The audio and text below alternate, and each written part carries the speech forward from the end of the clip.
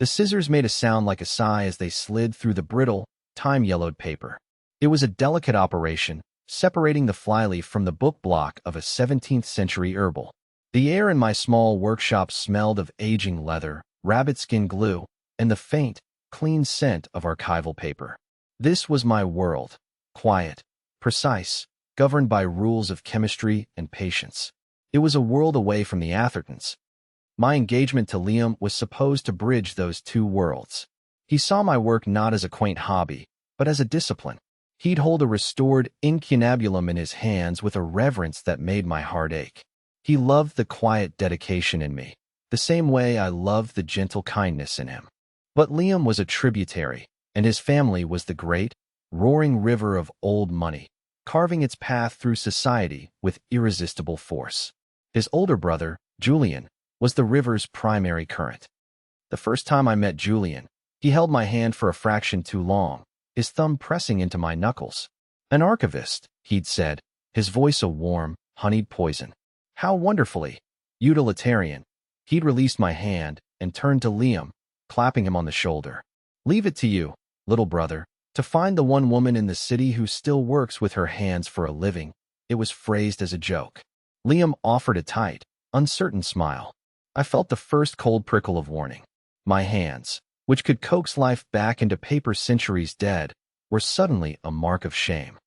That was the beginning. Every encounter was a masterclass in condescension. He would compliment my clothes, simple, well-made pieces I chose for comfort and longevity, with phrases like, "That fabric is so determinately practical." He'd listen to me describe a complex chemical process for neutralizing acid in paper, and then turn to the table. Can anyone imagine being so passionate about dust? Liam's defense was always a soft, placating murmur after the fact. He doesn't mean it, Alara. It's just his way. Or, he's just jealous you have a real passion. But Julian wasn't jealous. He was asserting a worldview. In his universe, passion was for patrons, not for practitioners. Work was something you commissioned, not something you did. My competence was an affront, a stubborn weed in his perfectly manicured garden of inherited status. The worst of it came during a dinner at the family estate, a sprawling stone behemoth that loomed over the Hudson like a feudal castle. Liam's father, a quiet man more interested in his collection of maritime art than his own children, had heard I was restoring a first-edition Moby Dick. He asked me to bring it. I was hesitant. Transporting such a fragile object was risky, but Liam insisted. Dad would be thrilled. It'll give you two something to talk about. I carried the book in a climate-controlled case. Inside, the text block was resting in a custom-made cradle, its original, damaged spine carefully stored beside it. I had spent 100 hours on it already, painstakingly reinforcing each page, cleaning away a century of grime. It was more than a book, it was a patient under my care. At the dinner table, after the main course, Mr. Atherton asked to see it. I placed the open case on a side table, explaining the process, the unique challenges of the acidic 19th-century paper. He listened with genuine interest. Julian watched from across the room, swirling a glass of red wine, a bored smirk playing on his lips. It's incredible, the detail, Mr. Atherton said, leaning closer. It's all about controlling the environment. I began, turning to point out a specific area of repair. In that moment, Julian moved. It was a fluid, theatrical stumble, a lurch that was too graceful to be accidental. His hand flew out, and the deep red wine arced through the air.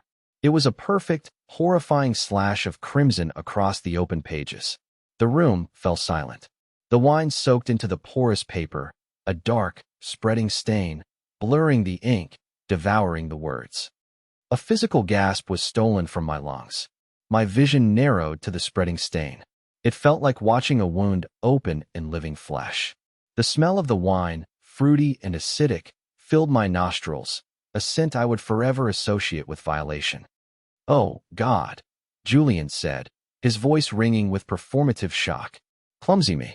I am so sorry." He dabbed at his own jacket with a napkin, a picture of flustered innocence. Liam rushed to my side. "Alara, it was an accident." I didn't look at him. I couldn't. I was looking at the book, at the irreversible damage. My work, my patient, bleeding out on the mahogany. A cold, clear stillness settled over me. The grief was so sharp it had no sound. It was just a pressure behind my eyes, a hollowness in my chest. I gently closed the case, the click of the latch unnaturally loud in the quiet room. "I need to take this back to my workshop," I said. My voice was flat, devoid of any emotion. It was the only way to keep it from shattering. Of course, Julian said, all magnanimous apology. "Send me the bill for the cleaning or whatever it is you do." He didn't understand. There was no bill. There was no cleaning. There was only the permanent scar, the story of this moment now written in claret over Melville's ink. He had taken a piece of history and vandalized it with casual, arrogant cruelty. And the man I was supposed to marry had stood by and called it an accident. That night, Liam tried to hold me. "It's just a book, Alara." I pulled away. "It was never about the book, Liam. And you know it." He didn't have an answer. He just stood in the middle of my small apartment, a world away from his family's stone fortress, looking lost. He was a good man caught in a system he had no will to fight. And I was beginning to realize that love was not enough to save either of us. Love without courage is just a pleasant memory waiting to be spoiled. I stayed, though. I stayed because I still believed in the man I'd first met, the one who saw the magic in my work. I thought that man might still show up. It was a foolish hope, and the price for it was higher than I could ever have imagined. The breaking point, when it came, was not a dramatic explosion but a quiet, final act of exclusion. It was the night of the Atherton Foundation's annual Founders Gala, the social apex of their year. Hundreds of guests, the city's financial and cultural elite, would descend on the estate for a night of champagne, classical music, and self-congratulation. I had to finish applying a protective sealant to a set of medieval maps, a delicate process that couldn't be rushed. I told Liam I would be late and would meet him there. "Don't worry," he'd said over the phone. "Just tell the guards at the gate you're with me. They'll have a list." I arrived just after 9. The long, winding driveway was lined with gleaming luxury cars, their headlights cutting through the manicured darkness. I pulled my modest, reliable sedan to a stop behind a Bentley. At the main gate, 2 uniformed guards stood beside a velvet rope, and standing with them, clipboard in hand, was Julian. He saw me, and a slow, satisfied smile spread across his face. It was the smile of a cat who had been waiting for a particular mouse all evening. I got out of my car, the gravel crunching under my practical, low-heeled shoes. The air was cool and smelled of damp earth and expensive perfume from the passing cars. "Julian," I said, my tone even. "I'm on the list. Alara Vance." He made a show of scanning the clipboard. His eyes, when they lifted to meet mine, were bright with malice. "I'm afraid there's no Alara Vance on the guest list." "I'm with Liam," I said, the words tasting like ash. "He's expecting me." "Ah, Liam," he said, tapping the clipboard thoughtfully. "He's inside, of course, with our guests. This is a private event, Alara, for patrons and family." He paused, letting the implication hang in the air. I was neither. "Julian, just let me in," I said, a cold knot tightening in my stomach. He took a step forward, lowering his voice to a conspiratorial whisper that was meant to carry. "Look, I know things are tight for some people, but we're really not accepting donations at the door." He glanced at my car, then back at me, his gaze a deliberate, insulting appraisal. "And frankly, you look a bit like a beggar trying to crash a party. It's not a good look for the foundation." A beggar. The word landed with the force of a physical blow. It wasn't just an insult. It was the crystallization of everything he thought of me. My work, my clothes, my life. It all amounted to this. An outsider, hands out, begging for scraps from their table. The guards shifted their feet, looking away, their discomfort a testament to the cruelty of the moment. A car behind me honked, a short, impatient blast. I looked at Julian's face, at the smug certainty etched into every feature. He believed he was untouchable. He believed he held all the power in this small, curated universe. He was the gatekeeper, and he had just declared me unworthy of entry. I had spent 2 years swallowing his poison, making myself smaller, quieter, to keep the peace for Liam. I had absorbed the insults, rationalized the condescension, and excused the weakness of the man I loved. And for what? To be standing here, on a gravel driveway, being called a beggar by a man whose only accomplishment was being born. A profound, icy calm washed over me. The grief I'd felt for the book, the frustration, the simmering anger, It all coalesced into a single point of diamond-hard clarity. The performance was over. I was done. I didn't argue. I didn't raise my voice. I simply took a step back from the gate, away from the velvet rope that separated his world from mine. I reached into my handbag and pulled out my phone. Julian watched me, a flicker of curiosity in his eyes. "Calling Liam to come and rescue you? He's busy, darling. He won't come." I didn't answer him. I scrolled to a single contact in my phone, a name I had not called in over 5 years. I pressed the screen. It rang once. A voice answered, crisp and immediate. "Yes, Kale," I said, my voice steady. "It's me." There was a pause, and then the voice warmed, a deep current of concern beneath the professional veneer. "Your Highness, is everything all right?" "I'm at the west gate of the Atherton estate," I said, my eyes locked on Julian's smug face. "I've been inconvenienced." Julian snorted, overhearing. "Your Highness?" How theatrical. "Understood," Kale said. There was no hesitation. "We have a contingency protocol for this region. We are 20 minutes out." "Expedited," I said, the words feeling foreign and familiar at the same time. "It's time. Consider it done," Kale replied, and the line went dead. I slipped the phone back into my bag. I stood there, by the side of the road, and I waited. The cars continued to glide past, windows tinted, their occupants oblivious. Julian leaned against the stone gatepost, arms crossed, the picture of bored authority. He thought he had won. He thought this was the end of the story.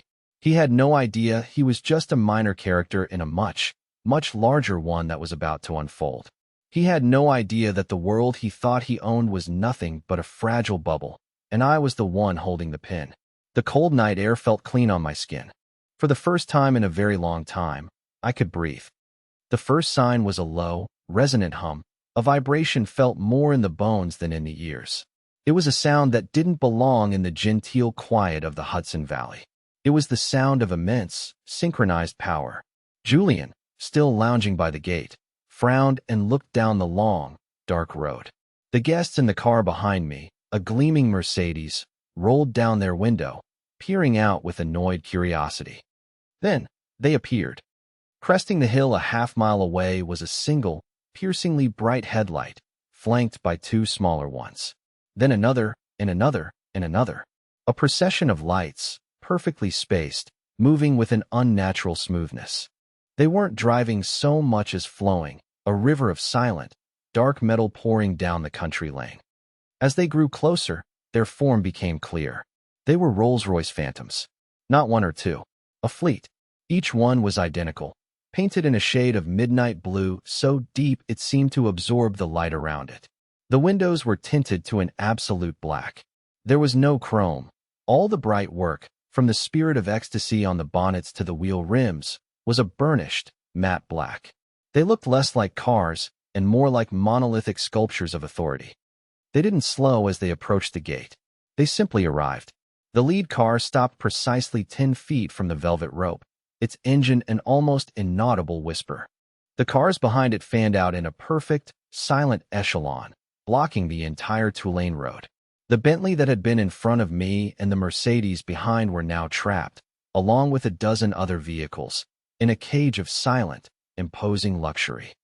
Julian stood up straight, his smirk gone, replaced by a look of baffled indignation. "What the hell is this? This is a private road. You can't block it." No one answered. For a long moment, nothing happened. The world was held in a state of suspended animation, the only sounds the nervous idling of the trapped cars and the distant strains of a string quartet from the party. Then, with a single, synchronized thump, the doors of all 50 Phantoms opened. From each car, a man emerged. They were dressed not in security uniforms, but in impeccably tailored dark gray suits with no ties. They were of all ages, all ethnicities, but they moved with a shared, unnerving economy of motion. They didn't look like bodyguards. They looked like diplomats from a very serious, very powerful nation. They fanned out, creating a silent, unbreachable perimeter. They didn't look at the trapped guests. They didn't look at Julian. Their focus was entirely, respectfully, on me.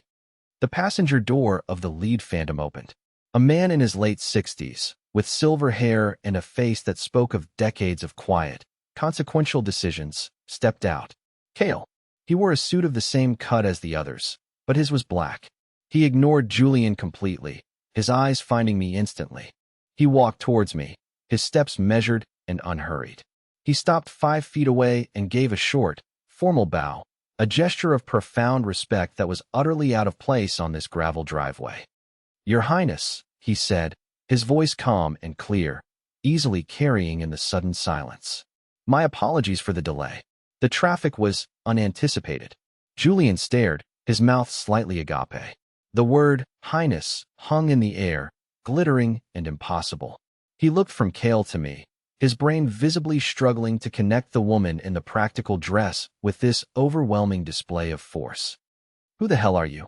Julian finally managed, taking a step toward Cale. "I am Julian Atherton. This is my family's property. I demand you move these things right now." Cale didn't even grant him a glance.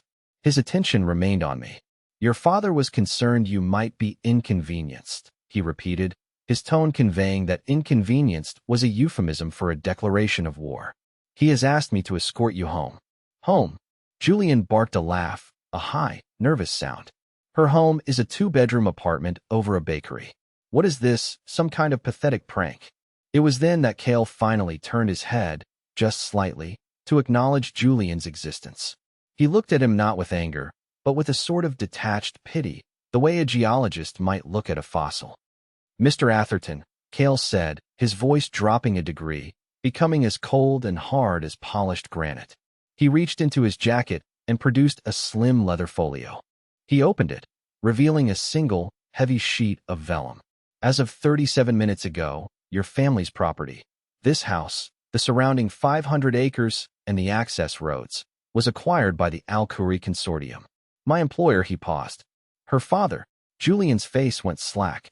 The color drained from it, leaving behind a waxy, gray pallor. That's not possible. This estate has been in our family for 100 years. It's not for sale." "Everything is for sale, Mr. Atherton," Cale said, his voice devoid of any emotion. "It simply depends on who is buying." He gestured vaguely at the ground beneath their feet. "You are, therefore, trespassing. I would ask you to please instruct your staff to vacate the premises. Our own security team will be here within the hour to oversee the transition." From inside the estate, the music had stopped. Figures were appearing on the grand stone terrace, drawn by the strange tableau of headlights and silent, suited men. I saw Liam, a champagne flute still in his hand, pushing his way to the front, his face a mask of confusion. He saw me, standing beside Cale. He saw the fleet of phantoms. He started down the lawn towards the gate, stumbling slightly. "Alara, what is going on? Who are these people?" I looked at him, at his handsome, bewildered face. I saw the man I had loved, the man who had let his brother call me a beggar at his gate. And I felt nothing. The space inside me that had held my love for him was now a quiet, empty room. "Goodbye, Liam," I said. The words were not angry. They were not sad. They were a statement of fact. A door closing. Cale opened the phantom's rear door for me. It swung open with a silent, weighted grace. The interior was not opulent. It was refined. The scent was of clean leather and cedar, a familiar smell from my childhood. It smelled like safety. It smelled like home. As I slid onto the seat, Cale turned back to Julian one last time. He handed him a simple, elegant business card. "Should you have any questions regarding the terms of the acquisition," he said, "you may contact our legal department. They will be in touch tomorrow to arrange for you to retrieve your personal effects." I didn't look back as the door closed, sealing me in a cocoon of profound silence. I didn't see Julian stare at the card as if it were a venomous snake. I didn't see Liam stop dead on the lawn, his face crumbling as he finally understood. I didn't see the faces of their guests, the whispers starting, the dawning realization that the Athertons, the unassailable titans of their world, had just been publicly and comprehensively dismantled. The Phantom executed a silent, 3-point turn, its massive frame maneuvering with impossible agility.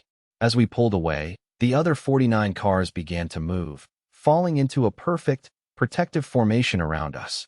We flowed back up the hill, leaving behind a scene of social carnage, a party that had become a funeral, a family whose legacy had been rendered worthless in the space of a single phone call. Inside the car, Cale sat opposite me. He didn't speak. He simply waited. The fury I had suppressed for so long had burned itself out, leaving behind a vast, quiet clarity. I had not sought this. I had run from this world, from the title and the power and the suffocating weight of my father's name. I had wanted something small and real and mine. I had wanted a life I had built with my own two hands. Julian hadn't just insulted me. He had insulted the very idea that such a life had value. He had forced my hand. He had called me a beggar, and in doing so, had summoned a king. The irony was so bitter, so complete, it was almost satisfying. A dark smile touched my lips for the first time in months. The engine hummed, a low, constant promise of power held in reserve, and we drove on into the night, leaving the ruins of the Atherton world behind us without a single glance in the rearview mirror. The days that followed were a study in quiet efficiency. While the New York Society pages exploded with sanitized, confused reports of the Athertons' sudden and unexpected liquidation of assets, my life became simpler, clearer. Liam called dozens of times. His texts were a frantic, pleading stream of confusion and regret. "Alara, please, talk to me. I don't understand. I love you." I read the first few, then I blocked his number. His love was a language I no longer spoke. It required a translation I was no longer willing to provide. Cale had installed me in a suite at the Carlisle, a place my father owned, of course. It was not a gilded cage, but a quiet, neutral space from which to operate. My small workshop, with all my tools and projects, was packed by a team of art handling specialists and transported, not to the suite, but to a destination that Cale would only describe as prepared. A week after the incident at the gate, he handed me a tablet. On the screen was a live video feed. It showed a vast, sunlit room with soaring ceilings and north-facing windows that looked out over a turquoise sea. It was a laboratory, but a laboratory designed by an artist. Maple workbenches, German-engineered climate control systems, rows of empty, acid-free shelving, a quarantine room with its own air supply. My tools were already there, laid out on one of the benches as if waiting for me. "The Al-Khoury Institute for Textual Conservation, Cyprus," Cale said. "It has been under construction for 2 years. Your father anticipated you might one day have need of it." I looked at the screen, at this impossible, perfect space. It was everything I had ever dreamed of, a sanctuary built to my exact specifications. 2 years. My father, a man I hadn't seen in half a decade, a man I spoke to only through intermediaries like Cale,